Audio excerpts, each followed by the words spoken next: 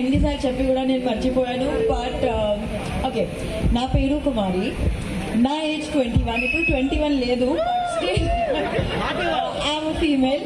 ఏం నన్ను లవ్ చేయడానికి నేను మాత్రం సరిపోనా? నా బ్యాక్గ్రౌండ్ మొత్తం కావాలా?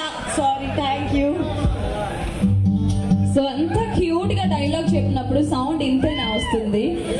ఫైనలీ ఇటు కూడా కొంతమంది ప్రేక్షకులు ఉన్నారు. So you please. ఓకే, యా హెర్బా గారు, how is the restaurant? Say something about the restaurant.